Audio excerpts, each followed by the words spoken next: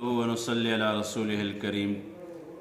اللہ کا مبارک نام لینا اور اللہ کا ذکر کرنا کتنی فضیلت کی چیز ہے، اور اللہ اپنے نام لینے سے اور اپنے پاکی سننے سے اور اللہ کی پاکی بیان کرنے سے اللہ کتنا خوش ہوگا۔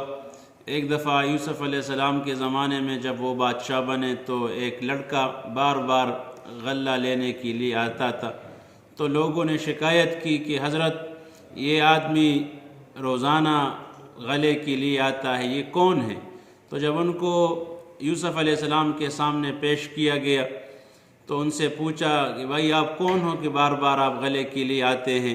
تو کہنے لگے بادشاہ سلامت، اگر میں نے آپ کو بتایا کہ میں کون ہوں تو پھر آپ مجھے کبھی نہیں روکو گے۔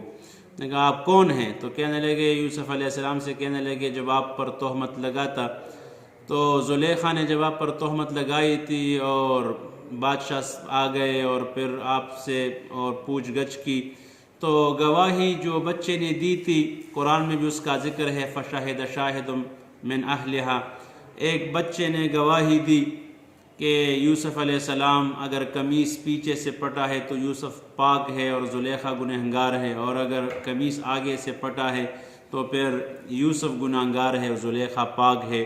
تو وہ جو گواہی دی تھی جس بچے نے، وہ میں ہوں۔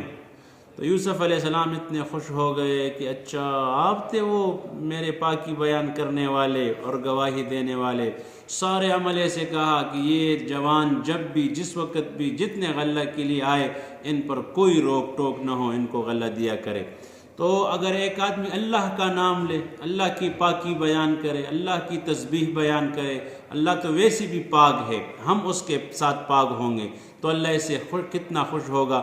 اللہ ہمیں اپنے نام لینے کی اور اپنے ذکر کرنے کی توفیق عطا فرمائے۔